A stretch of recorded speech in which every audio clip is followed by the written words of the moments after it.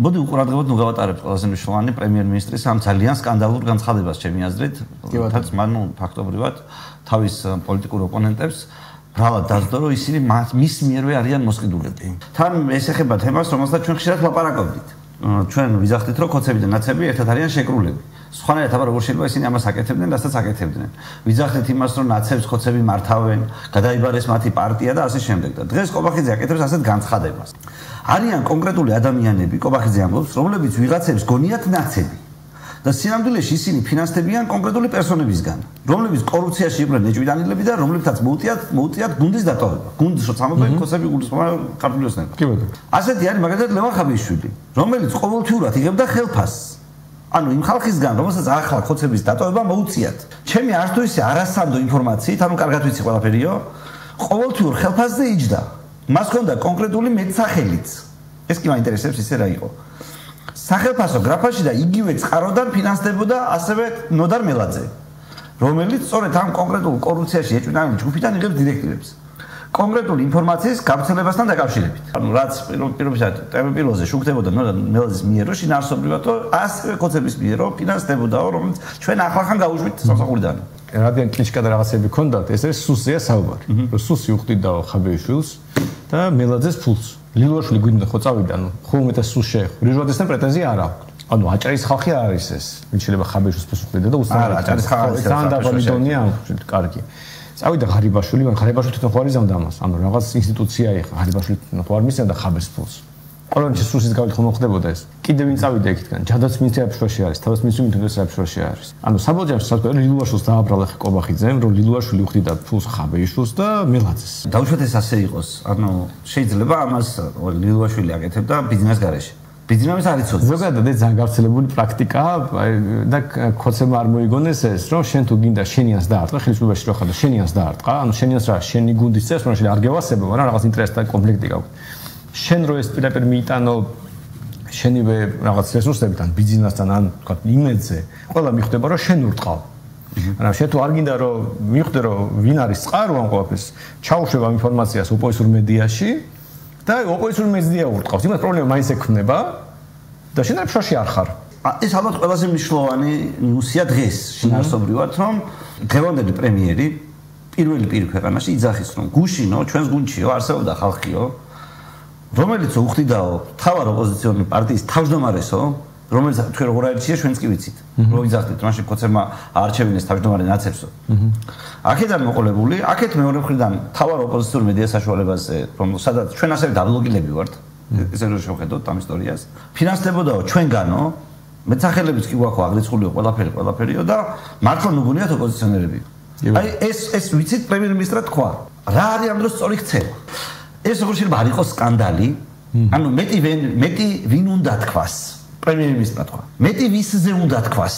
მთავარი ოპოზიციური პარტიის თავმჯდომარეზე და ნუ ძალიან პოპულარულია. შეიძლება ყველაზე პოპულარულ ასეთ ოპოზიციონერ ჟურნალისტთან. ზე თქვა. ან მე რომ ვიყო ის ოპოზიციონერი პოლიტიკოსი, ხაბეიშვილი რა, მე რა უნდა გავაკეთო ამ დროს პირობითად? პრემიერმა რა უნდა გააკეთო, საფრთხე თქვა. მე მიხვდი. აუ, ხაბემ უნდა უჩივლოს. ახალი კანონით, ხო შესწავლით სისტემის კანონი. კობახიძეს ექნება ვალდებულება დაადასტუროს ეს. თან რა ავარია ხა, კობახიძემ თუ წააგო თავის სასამართლოში უხერხულია. ხაბე რომ მოიგოს და ვერ დაადასტუროს. მაგრამ თუ კობახიძემ მოიგო, ეს კი მტკიცებულებები დადო. ანუ ხო ხდები, ანუ როგორ უნდა მოიგო, ანუ ახალი კანონით ვინც სილს წამებს და ის ამტკიცებს.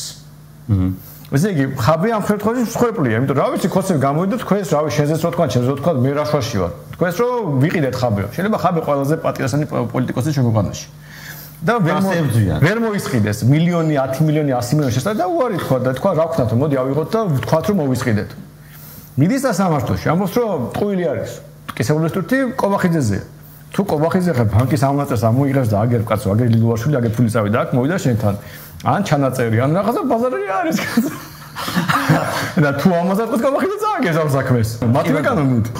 ხოდა მე ჩემგან მოთხოვნა ყობახიძის მიმართ ახლა მე ხო ვერ უჩივლებ კაცო მაგრამ არის ის რომ ბარემ ბოლომდე თქვი კიდე ვინ იყო ანუ შენ თუ ამას ამბეს ხო ჩემთვის საინტერესოა ანუ ეს ხო სინამდვილეში ხსნის მათ შორის იმას რომ შეიძლება ლელო მართალი იყოს და ესენი მოსყიდულები არჩევნებს შლიან სადაც იგებს ვიღაც ანუ ლელო ხო და გახსნას ხო გაარკვიოს ახლა ტევე პირველში ის სუსის თანამშრომლებთან ერთად აკეთებს რაღაცას თუ როგორ არის მისი საქმე ერთხელ უნდა გაირკვეს კი ბატონო და შესაბამისად ანუ თუ საერთოდ რამე ანუ თქვა რომ იტყუება ყობახიძემ თქვა თავის შინაარსით მან გამოავლინა არა მხოლოდ ეს რაღაცა გიჟობა რა რაც პირდაპირ გაკეთდა არის სიხლის სამართლის დანაშაული კი რა თქმა უნდა რომ რაში ხარჯება ბიუჯეტის ფული კი აი ჩვენ კორუფცია კაცო რაში უბრალოდ რა ქვია ამას რაშიც ბიუჯეტის ფული ხარჯება რანაირად შეიძლება აიხსნას რამეთი არა ეს ნათლად კორუფცია და ვიღაცას ხეში უნდა წავიდეს მისი განმოსახედიდან მე როგორც ჩვენ ამ ქვეყნის მოქალაქეს და დარწმუნებული ბევრი ქართული ოცნების მხარდამჭერსაც აინტერესებს ის რომ მართლა ოცნება ფულს უხდიდა ნაცებს იმაში რომ ოცნება იგინებიათ? კი აი ეს არის როგორი კითხვა ნამდვილი ქოც აქტივისტი გულწრფელი ბიზნეს ფანი ეჭვს არ დააყენეს ყობახიძის სიტყვებს ესე იგი მაშინ ხო ვიღაცა მაშინ მათივე გადმოსახედიდან ხაბე ქოცი ყოფილა და მელაძეც ქოცი ყოფილა და ის აკეთებენ შეგზავნილი პროსტა ოპოზიცია ქოთურ საქმეს აკეთებენ ანუ აი ყველაზე როგორ გითხრა ყველაზე ბინძურ შავ სამუშაოს ასრულებენ ქოცებში თუ ნაღდი ქოცები ყოფილა გაწერეს თავი ნაცების სამსახურში ჟავიდან ოღონ ქოცებისთვის საქმე გააკეთებინა შეძრნენ კი რა ვარია ქოცი რო ხარ და სული ნაცები რო ყავს ნაცების თავმჯდომარე რო გახდები ქოცი რო ხარ თან გაიგე ველოდები აქტივობას ნოდარ მელაძესა და ლევან ხაბეშვილის მხრიდან და განსაკუთრებულად ასე ვთქვათ ემოციურად არ მენა ეს მეწოდებიან მაგრამ მაინც დავაკვირდები ქოცებს რომელიც ხაბეშვილს ლანძღავდნენ რეხა რაღაც ბიბლიური აშლობის ამბავი უნდა გქონდეთ იმიტომ რომ მათი ასე ვთქვათ ტერი პოლიტიკური რაღაც ზამეხანი ებრძოდნენ ხო რომელს ამდენი წელია ებრძვიან და ასე შემდეგ აღმოჩნდა რომ მათივე ლიდერის განცხადებით მათი თანამშრომელი ყოფილი ყოველ შემთხვევაში ახლა გავიგავ თავისუფლეთო სავარაუდოდ ამასაც ნიშნავს ყობახიძესაც მაგრამ ნუ ამ მთელი ეს წლები ერთად გაიარეს დადმოდია კი ამდენი გადაიტანა ბატონო რაკლი ველოდები თქვენ მტკიცებულებებს ბატონო ლევან და ბატონო ნოდარ მე მგონი ღირს რო წახვიდეთ სასამართლოში